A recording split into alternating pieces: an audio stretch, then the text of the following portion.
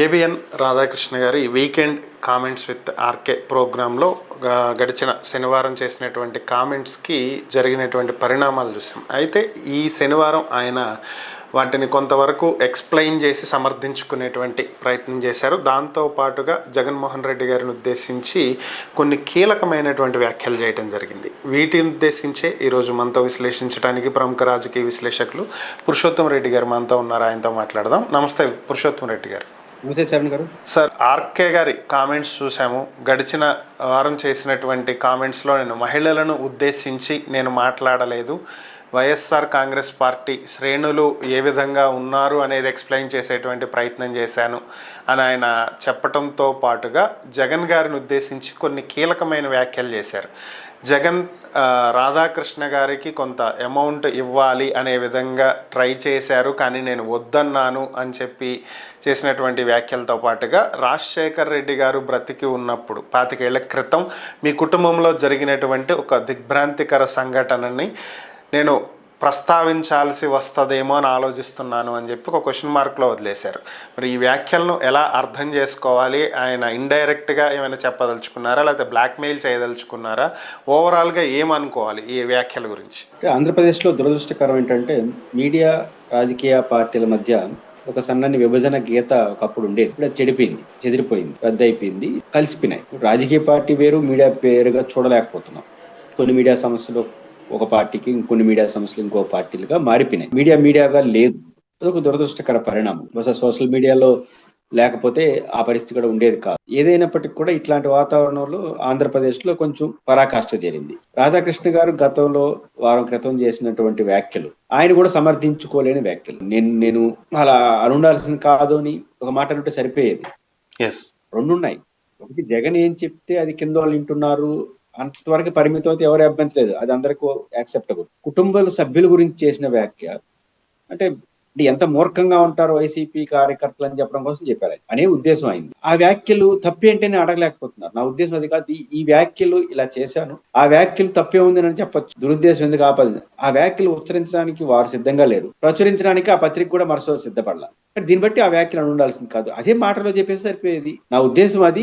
ఆ పదజాలం వాడకుండా ఉంటే అనిపించేది. అంత పెద్ద పద వాడిన తర్వాత మీ రాజకీయ ప్రత్యర్థికున్న వైసీపీ రియాక్ట్ కాకుండా ఎలా ఉంటుంది? ఇప్పుడు సాక్షిలో జరిగినటువంటి డిబేట్ లో జరిగిన ఘటన ఆధారంగా రాష్ట్ర వ్యాప్తంగా తెలుగుదేశం పార్టీ సాక్షి ఆఫీసును ధర్నా చేసింది కదా, ఆందోళన చేసింది కదా.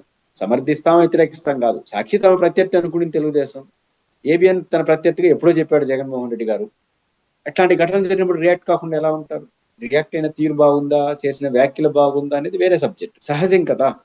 మీ మొత్తం సారాంశం చెప్పిన మాట ఏంటి? జగన్మోహన్ రెడ్డి గారి సవాలు నేను స్వీకరిస్తున్నాను అంటారు. సవాలు స్వీకరించడం స్థూలంగా రాజకీయ ప్రత్యర్థిగా ఒప్పుకుంటున్నారు, అభ్యంతరం లేదు, అది మీ ఇష్టం. ఒక పత్రిక మీద ఆరోపణలు చేసినప్పుడు ఆ ఆరోపణల్ని స్వీకరించడం అంటే ఆరోపణలు మీ తప్పు అని చెప్పొచ్చు. మా పత్రిక ఏమి ఒక పార్టీకి సంబంధం లేదు, మీ గడ సంబంధం, మీరు కూడా వస్తే డిబేట్ లో కూర్చోవచ్చు. అట ఖండించే వాళ్ళు మనం చూసాం. లేదు, స్వీకరిస్తున్న తర్వాత ఇంక స్వీకరించుకోండి. వాళ్ళు ఒక రాజకీయ పార్టీ, మీది ఒక పత్రిక పేరుతో రాజకీయ ప్రత్యర్థులు. అంటే వాళ్ళు రాజకీయ దాడి చేస్తారు, మీరు రాజకీయ దాడి చేయొచ్చు, సరే కాలం నిర్ణయిస్తారు. కాబట్టి రాజకీయ ప్రత్యర్థిగా మీరు వాళ్ళు చెప్పడం, మీరు స్వీకరించడం కారణంగా ఇంకా పత్రిక ఏడుంది? మీడియా స్వేచ్ఛ, మీడియా విలువలు, మీడియా పద్ధతులు ఇంకెక్కడ ఉంటాయి ఎవరికైనా? మీరు వాళ్ళు రాజకీయ పార్టీ అనుకున్నారు, రాజకీయ ప్రత్యర్థి, వాళ్ళు రాజకీయ ప్రత్యర్థి అనుకున్నారు, ఇంకా మీడియా ఎక్కడ, పార్టీ ఎక్కడ, మొత్తం రాజకీయం. కాబట్టి రాధాకృష్ణ గారి వ్యాఖ్యలు అది మనకు కనిపిస్తుంది. రెండోది, కొన్ని వ్యక్తిగత విషయాలు జోలికి పోయేటోడు. వాళ్ళు మీ ఆఫీస్ మీద ధర్నాకు వచ్చిన సందర్భంలో ప్రధానంగా మా మహిళలు అన్నిది వాస్తవం కదా. భార్యలుగా ఉన్న వాళ్ళు మీ భార్యలు కాదని జగన్ చెప్పేస్తే నమ్మే పెళ్లిళ్ళు గడ చూపులు చూపుతారని మాట నిజం కదా. ఎట్లా అంటారని వాళ్ళు అడగడం తప్పే ఉంది. దాని ఉద్దేశం అది కాదే, ఇది లేదా ఇతర చేసుకొని చెప్పాలి కదా. రియాక్ట్ అయినారు. దీనికి ప్రతిగా మీరేమంటున్నారు? వ్యక్తిగత విషయాల్లోకి వెళ్తున్నారు. ఆయన మాకు డబ్బు ఏమని చూపించాడు అన్నారు. దీనికి ఆధారం ఏంటో తెలియదు. ఆధారం ఏముంది దీంట్లో? మీరు అన్నారు, మేము కాదంటారు, ఎవరు చెప్పాలి? దానికి ఇది ప్రతిగా ఆరోపణ చేయడం. రాజశేఖర రెడ్డి గారు బతుకున్నప్పుడే జగన్మోహన్ రెడ్డి గారిని బెంగళూరులో ఉండమన్నాడు, ఇంకా కొన్ని విషయాలు చెప్పగలము అంటే ప్రతి ఒక్కరికి వ్యక్తిగత జీవితంలో మంచి చెట్లు ఉంటాయి, ఉండొచ్చు, ఉండకపోవచ్చు. ఇప్పుడు ఆధారాలు లేనట్టు ఏమైనా చెప్పచ్చు. ఇప్పుడు మీరు చెప్పబోయేదానికి, ఇప్పుడు చెప్పిన దానికి ఆధారం లేదు. రాజశేఖర రెడ్డి గారు ఉండమనడానికి ఆధారం ఏమి లేదు. వాళ్ళు కొన్ని అలిగేషన్ బిగి చేస్తారు, దానికి ఆధారం లేదు. ఆధారాలు లేనప్పుడు ఏం చేసి ఏమైనా మాట్లాడుకోవచ్చు రాజకీయంగా, అది వాంఛనీయమా? కాబట్టి ఆధారరహిత ఆరోపణల వల్ల పెద్ద ప్రయోజనం లేదు. మీరు ఒకటో 4 గంటలు ఒక రాజకీయ పార్టీ, దానివల్ల లాభమే ఉంది, అది వారు గమనంలో పెట్టుకోవాలి. రెండోది, చరణ్ గారు బేసిక్ గా నేను ఎవరికి భయపడను అని చెప్పొచ్చు, తప్పులేదు. నేను భయపడను అని చెప్పడం కోసం ఎవరిని ఉదాహరించడం, మీ గురువు కేసీఆర్ నన్ను ఏం చేయలేకపోయినాడు, మీ తండ్రి రాజశేఖర రెడ్డి గారు మమ్మల్ని చెప్పారు, ఈ వ్యాఖ్యలు అవసరమా? నేను జగన్కి భయపడను, నాకు అభ్యంతరం లేదు, భయపడమని కూడా ఎవరు అనరు, ఎవరికి అభ్యంతరం లేదు. మరి మీ గురువుకి నేను భయపడలేదు, ఆయన అధికారంలో ఉన్నప్పుడు ఎందుకు చెప్పలేదు? గురువు అంటే కేసీఆర్ వారి దృష్టిలో.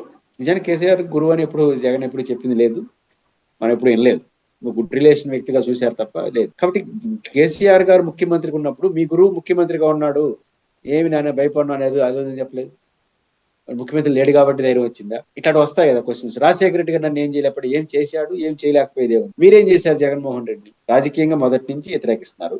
14లో ఓడించారు అనుకుందాం, 19లో ఓడించలేకపోయారా? 24లో ఓడించారు అనుకుందాం, రేపు 29లో ఓడించేస్తారా? మీరే అన్ని చేసేట్టుగా ఉంటే తెలుగుదేశం పార్టీ ఓడిపోదు కదా. కాబట్టి మేము ధైర్యంగా ఉన్నాము, మీకు భయపడనని చెప్పడం కోసం ఏదేదో పోలీసులు తీసుకోవాల్సింది. చనిపోయిన రాజశేఖర రెడ్డి గారిని, ఓడిపోయిన కేసీఆర్ గారిని తీసుకొని మేము వాళ్ళు భయపడలేదంటే రేపు గెలిచిన తర్వాత చెప్పండి, చూద్దాం. చెప్పరా అనుకుంటున్నాం, ఎందుకంటే మనం గెలిచినప్పుడు ఎందుకు చెప్పలేదు? ముఖ్యమంత్రిగా ఆయన ఉన్నప్పుడు కేసీఆర్ నేనేం భయపడట్లేదు, మీ గురువు ఏం చేస్తాడో చేసుకోండి అని మాట్లాడలేదే, అప్పుడు ఎందుకు మాట్లాడలేదు? కాబట్టి ఇది అసందర్భం. మేము భయపడని చెప్పండి, మీ ఇష్టం. కాబట్టి ఇది అర్థం లేదు. రెండోది, మేము రాజకీయ పార్టీ ఎత్తి చూపుతాం. ఎత్తి చూపడానికి కొన్ని పరిమితులు ఉన్నాయి మీడియాకి. ఇప్పుడు జగన్మోహన్ రెడ్డి మావిగా ప్రతిపాదనను ఎంత విమర్శించవచ్చు, ఏ పత్రిక అయినా తప్పు పట్టచ్చు, రిజెక్ట్ చేయొచ్చు, కానీ దాన్ని ఎట్లా సమర్థిస్తారని వైసీపీ కార్యకర్తలు అడగడం ఏంది విచిత్రంగా? జగన్మోహన్ రెడ్డి గారు మావిగన్ ప్రతిపాదన మీరు వ్యతిరేకించండి, ఆ స్వేచ్ఛ మీకుంది, వ్యతిరేకంగా డిబేట్లు పెట్టండి. కానీ వైసీపీ కార్యకర్తలు గుడ్డిగా ఎందుకు సమర్థిస్తారంటే మిమ్మల్ని అంటారా ఏంటి? మీ పార్టీ వాళ్ళు ఏమన్నా? ఇప్పుడు ఏబిఎన్ యాజ్ ఎండీగా మీరు ఒక లైన్ తీసుకుంటారు, కింద తిరుపతి రిపోర్టర్ దాన్ని భిన్నంగా రాయగలడా? రాస్తే ఒప్పుకుంటారా? మీరు రాసేదాన్ని కరెక్టేనా? కాదు కదా, కరెక్ట్ కాదు కదా. ఇప్పుడు ఉదాహరణ మీరు పెట్టకూడదు అనుకున్నారు, ఆ వర్డ్స్ మరుసటి రోజు వీకెండ్ బై ఆర్కే వ్యాఖ్యల్లో మరుసటి రోజు రాలేదు కదా మీరు చెప్పిన వ్యాఖ్య, మరి వేయలేదే వాళ్ళు. ఒకసారి మాట్లాడినాడు కదా రాధాకృష్ణ గారు, నేను వేసారా? మీరు వద్దనుకుంటే ఆగిపోయింది. ఒక పత్రిక ఎండీగా మిమ్మల్ని మీరు తప్పు చేసినా ఒప్పు చేసినా మిమ్మల్ని మీ మేనేజ్మెంట్, మీ కింద ఉన్న వాళ్ళు కూడా ప్రశ్నిస్తారా ఉద్యోగస్తులు? ఒక పార్టీ అధ్యక్షుడు చంద్రబాబు నాయుడు గారు తీసుకున్న నిర్ణయాన్ని ఆ పార్టీలో ఎవరైనా ప్రశ్నిస్తారా? ప్రశ్నించవచ్చు, 4 దోళ్ల మధ్య చరించవచ్చు, బహిరంగ వచ్చి ప్రశ్నిస్తారా? ఎవడు ప్రశ్నిస్తారంటే వెళ్ళిపోయాడు ప్రశ్నిస్తాడు, వెళ్ళిపోవడానికి సిద్ధంగా ఉన్నాడు, ఇదే సాకుని ఇచ్చేసి వెళ్ళిపోతాడు. కాబట్టి మీరు సలహా ఇచ్చి మేము వినలేదు, ఎట్లా మీరు సలహా కరెక్ట్ అని ఎవడు అంటున్నారు? మీరు అనుకున్నట్టే ప్రజలు అనుకోవాలని, మీరు అనుకునే కాలం అనుకోవాలని ఏం లేదు కదా. ఇప్పుడు అమరావతి రాజధాని ప్రాజెక్ట్ చంద్రబాబు గారు అంటున్నారు, అన్ని కరెక్ట్ అని మీరు నమ్ముతున్నారా? మీరు నమ్ముతారు, అది నిజమనేది కాలం చెప్తుంది, ఎవరి అభిప్రాయాలు వాళ్ళకు ఉన్నాయి కదా. కాబట్టి రెండోది, రేవంత్ రెడ్డి గారు సరిదిద్దుకున్నారు నేను చెప్పిన విషయాలు, చంద్రబాబు గారు సరిదిద్దుకున్నారు అని కొన్ని చెప్పారు. సరిదిద్దుకొని ఇంటికోటి 2019లో ఎందుకు ఓడిపోయినారు? కాబట్టి ఇవన్నీ అంటే మీకు రాజకీయంగా జగన్ గారి పట్ల భిన్నాభిప్రాయం ఉంది, వ్యతిరేకత ఉంది, తప్పులేదు. మీరు రాజకీయ వ్యతిరేక వార్తలు ప్రాధాన్యత ఇవ్వండి, తప్పులేదు. కానీ మేము రాజకీయ ప్రత్యర్థిగా మా పాత్ర పోషిస్తామన్నారంటే అది అభ్యంతరం అవుతుంది. సిద్ధపడ్డారు వాళ్ళు, మిమ్మల్ని రాజకీయ ప్రత్యర్థిగా చూడడానికి సిద్ధపడ్డారు, ఇంక ఇద్దరు తేల్చుకోండి. ఇంకా మీడియా, మేము చెప్పేది వినొచ్చు కదా, మీడియా పాత్ర ఇంకొండదు. మీడియా పాత్ర ఎప్పుడు ఉంటుందంటే వాళ్ళు రాజకీయ ప్రత్యర్థిగా మిమ్మల్ని అనుకున్నా మీరు అనుకోకూడదు, మేము కాదయ్యా ఎందుకంటే మాట్లాడుతున్నాం, మీ పని మీరు చూసుకుని మా పని మేము చూసుకున్నాం. ఎస్, మేము స్వీకరిస్తా ఉన్న తర్వాత ఇంకా మీడియా లేదు, ఇక్కడ ప్రత్యర్థులే. రాధాకృష్ణ గారిది తన వ్యాఖ్యలను పరోక్షంగా సమర్థించుకోవడం, రెండు తమకున్న రాజకీయ వ్యతిరేకతను వ్యక్తం చేయడం, తమ రాజకీయ అనుకూలత కూడా అప్పుడప్పుడు చెప్పడం తప్ప నాకు ఆ విశ్లేషణలు ఏమి ప్రత్యేకంగా అనిపించలేదు. సార్, అయితే ఎప్పుడైతే రాధాకృష్ణ గారు ఈ వ్యాఖ్యలు చేశారో దీని తరువాత సోషల్ మీడియాలో రకరకాలైనటువంటి కథనాలు అయితే చూస్తున్నాం మనం. కొన్ని సోషల్ మీడియా ప్రొఫైల్స్లో ఒక ఎంపీ సీట్ కోసం వివేకానంద రెడ్డి గారి మీద జగన్మోహన్ రెడ్డి గారు చేసుకున్నారు, ఆ సంఘటన గురించే రాధాకృష్ణ గారు బయట పెట్టబోతున్నారని, ఇంకా మరికొన్ని సోషల్ మీడియా అకౌంట్లు అయితే రాజశేఖర్ రెడ్డి గారిని భోజనం చేసేటువంటి కంచం ఆయన మీదకి విసిరేశారు జగన్ గారు, సో ఆ సందర్భంలో ఒక ఇష్యూ జరిగింది దాని గురించి అని, ఇలా రకరకాల కథనాలు అయితే వస్తున్నాయి. మీరు సుదీర్ఘంగా రాజశేఖర్ రెడ్డి గారి దగ్గర నుంచి కూడా బాగా చూసినటువంటి వ్యక్తులు, మీకు తెలిసినటువంటి అసలు వాస్తవాలు ఏంటి, దీని వెనక ఉన్నటువంటి అంశాలు ఏంటి? రాజశేఖర్ రెడ్డి గారు జగన్మోహన్ రెడ్డి గారి తండ్రి కొడుకుల మధ్య అనుబంధం ఎంత గొప్పగా ఉంటుంది, ఎలా ఉంటుంది అనడానికి వాళ్ళ కుటుంబ సభ్యులే సాక్షిగా ఉంటారు తప్ప సమాజం ఉండదు. మనకేం తెలుసు లోపల ఏం జరుగుతున్నాయని. రెండోది, వివేకానంద రెడ్డి గారి ఎంపీ సీటు అంటే బహుశా ఆయన ఎంపీ సీటు కోసమే. వివేకానంద రెడ్డి ఎందుకు గొడవపడతారు? వాళ్ళ తండ్రి చీఫ్ మినిస్టర్ గా ఉన్నాడు, ఆ రోజు ఆయన ఏం చెప్తే అది జరుగుతాడు. రాజశేఖర రెడ్డి గారు 294 సీట్లు కాంగ్రెస్ పార్టీ హిస్టరీలో 294 ఒకేసారి అనౌన్స్ చేసింది ఢిల్లీ కాంగ్రెస్ పార్టీ. అంత బలపడ్డాడు రాజశేఖర రెడ్డి గారు, అంత నమ్మకాన్ని ఉంచింది కాంగ్రెస్ పార్టీ. మంచికైనా చెడ్డకైనా నేనే బాధ్యుడని చెప్పాడు. అలాంటి రాజశేఖర్, అంత సంబంధం ఉన్న రాజశేఖర రెడ్డి తన కొడుకు సీట్ ఇప్పించుకోలేడా? రాజశేఖర రెడ్డికి వద్దు అంటే ఎంపీగా వివేకానంద రెడ్డి గారు పులివెందులకు పోయి ఇంకో చోటకు పోడా? రెండు కడపలో ఏడబాదలుచుకుంటే ఎవరొద్దు అంటారు వివేకానంద రెడ్డి గారిని వాళ్ళని. కాబట్టి ఇవన్నీ పూర్తిగా అసహనంతో చేసే వ్యాఖ్యలు తప్ప ఇంకోటి కాదు. ఆధార రహితంగా ఏది పడితే అది మాడితే వాళ్ళు మాట్లాడుతారు నాలుగు. దానివల్ల లాభమే ఉంది. రెండు, రాజశేఖర రెడ్డి గారితో గొడవ పడ్డాడు జగన్మోహన్ రెడ్డి గారు, ఎవరు చెప్పారు, ఎవరు చూశారు? కాబట్టి రాజశేఖర రెడ్డి గారి పట్ల అమితమైన అభిమానం జగన్ గారికి లేకపోతే ఆయన రాజకీయ వారసుడిగా ఆయన ఒక పార్టీని స్థాపించి ఇబ్బంది పడ్డాడు కదా.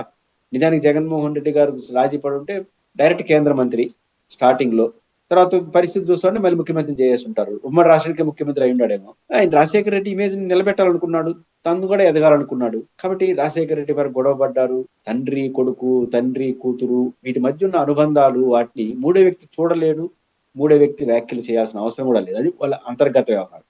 వాళ్ళ ఆప్యాయతలు, వాళ్ళ అనురాగాలు, వాళ్ళ కోపతాపాలు అనేది మీడియా తొంగి చూస్తాము అంటే బయటపడి గొడవలు పడితే that is different issue. Other than ఇప్పుడు శర్మిల గారు, జగన్ గారు బయటపడాల్సి వచ్చింది, ఏమైనా వ్యాఖ్యలు చేసుకోవచ్చు. కానీ అంతర్గతంగా ఉన్న విషయాలు, లేని విషయాలు, ఆధారాలు లేని విషయాలు మేము మాట్లాడుతుంటే రేపు నుంచి మీ గురించి వాళ్ళు మాట్లాడతారు, వాటికి ఆధారాలు ఉండవు. అసహనమైనటువంటి అసహజమైన పరిస్థితి తప్ప ఇంకోటి కాదు. దీనికి మీడియా అధిపతి, మనం కింద వాళ్ళు జరుగుతుంటే ఇది వద్దురా బాబు అని మీడియా చెప్పాలి. ఆధారాలు ఉండే విషయాలు మాట్లాడండి. ఇప్పుడు వాళ్ళు ఆధార రహిత ఆరోపణలు మీకు ఏమైనా చేసినారా? మా మహిళల్ని అవమానించారు, క్షమాపణలు చెప్పాలి, మేము వస్తే మీ సంగతి తెలుస్తాం. దీంట్లో ఆధారాలు లేదు, ఆరోపణలే ఉంది. హెచ్చరిక, మేము భయపడినన్నారు, వెల్ అండ్ గుడ్. మీరే వ్యాఖ్యలు ప్రచురించలేదు కాబట్టి విత్డ్రా చేసుకుంటే బాగుండేది, ఎవరి మీ ఇష్టం. కానీ దీంట్లో అసందర్భ వ్యాఖ్యలు వాళ్ళు చేయలేదు. ఇప్పుడు మీరు చేస్తున్నట్టు వాళ్ళు కూడా చేస్తారు. రాజకీయ పార్టీ మొత్తం కంపు అవుతుంది. రెండు రాజకీయ పార్టీలు చేసే అసహనమైన విషయాల్ని మీడియా సరిదిద్దాల్సింది. మీరు ఆ పాత్ర పోషించడానికి సిద్ధపడితే అది అల్టిమేట్ గా ఎవరికి ఏం ప్రయోజనం ఉండదు. ఇప్పుడు మీరన్నట్లు మేము వస్తే మీ సంగతి చెప్తాం అనే విషయం చూసుకుంటే గత శనివారం శుక్రవారం అనుకుంటా హైకోర్టు కొన్ని కీలక వ్యాఖ్యలు చేసింది. చాలా మంది పోస్టులు పెడుతున్నారు, జగన్ 2.0 2029లో మేము వస్తే రప్ప ఏటపోతులు నరికినట్టు నరుకుతాం, ఇలాంటి పోస్టులని మీరు ఎందుకు కట్టడి చెయ్యట్లేదు వీళ్ళని అని చెప్పి పోలీసు వ్యవస్థ మీద ఒక అంత అసహనం వ్యక్తం చేయడం జరిగింది. మరి ఈ తరహా పోస్టులు పెట్టడం అనేది ఎంతవరకు సమంజసం? చరణ్ గారు బేసిక్ గా వాళ్ళే కాదు, ఇప్పుడు లోకేష్ గారు రెడ్ బుక్ లో పలానా వాళ్ళ పేర్లు సంగతి తెలుస్తా ఉన్నాను, దీనివల్ల కోర్టుకి వెళ్తే కోర్టు వద్దని అంటుంది, మీకేం పని రెడ్ బుక్ అంటుంది. కోర్టు టెక్నికాలిటీస్ ఆలోచిస్తుంది. ఇప్పుడు మేము వస్తే రప్ప సంపతామన్నారు అనుకో, పోస్ట్ పెట్టానుకో, ఆ కోర్టు అది మీరు తెలుసుకుంటుంది. ఆ కోర్టు దృష్టికి వస్తే ఆగ్రహం వ్యక్తం చేస్తుంది. ఆ హక్కు లేదు కదా.